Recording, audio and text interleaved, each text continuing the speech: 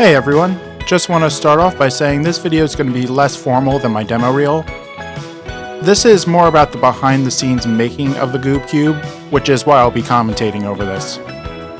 If you're only interested in the specs, I put them in the front of the video to save you time.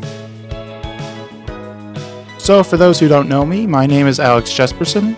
I am the sole artist, creator, editor, and occasional janitor of the Alexandrite studio. And this cheerful little polygon you're seeing right here is the GoobCube.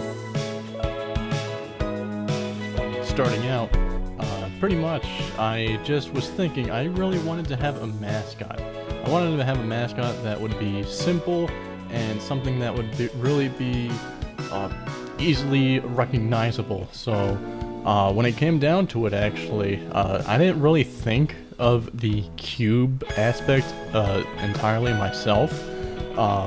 Pretty much when it came down to it is that I just wanted to have something that rhymed with Goob. Since my handle is GoobIsGabe, I thought it would have had a nice thing, essentially, to have something that had a nice little tune to it. So essentially what I did is just went on the sources and just looked up what the heck rhymes with Goob. There was a whole bunch of different things. I found things like noob. There was a whole bunch of different things that didn't really correlate. But then I saw things like tube. I saw things like cube. But essentially, when it burned down to it, I actually just reached out to Alex. And essentially what happened is that we just narrowed things down and just said, you know what? Maybe a cube would be probably the best thing for me. And essentially, things just went off. When Gabe first commissioned me to do this project, he just wanted a simple 2D mascot in the vein of my creatures.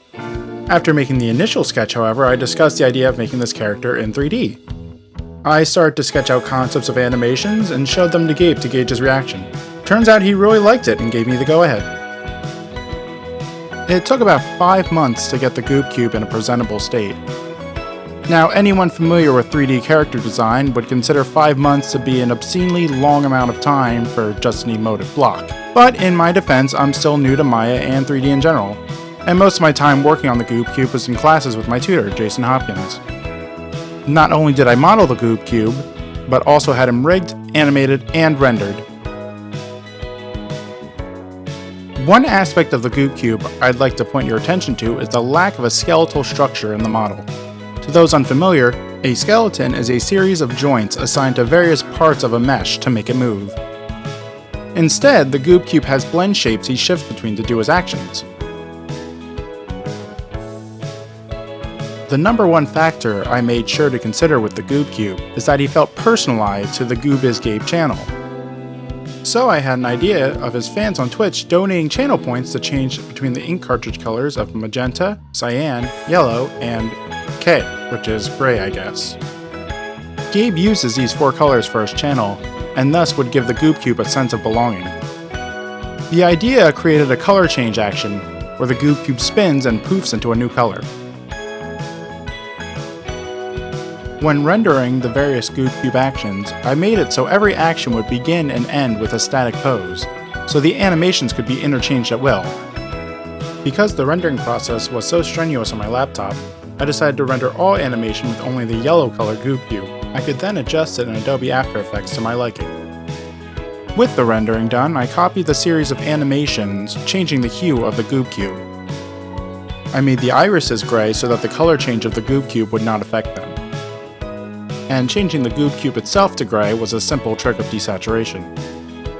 Then, for the color change animation, I covered up the GoobCube with a blinding light to hide the color change in the background. An old trick I learned watching Pokemon evolve. The other trick up my sleeve was using 2D PNGs to accentuate the actions. Of course, to go with the animations, I made a few GoobCube emotes for the channel. I'm especially proud of the rolling one. So that's the behind the scenes. Thanks a bunch for watching. Remember, if you want to see the GoobCube live, you can find him on twitch.tv/GoobIsGabe. Meanwhile, to see anything related to my work, check out alexandritestudio.com. Special thanks to my tutor Jason for teaching me these technical skills, my friend Bobby for letting me use his mic, and Andy's Mints for the background music. Link in the description below.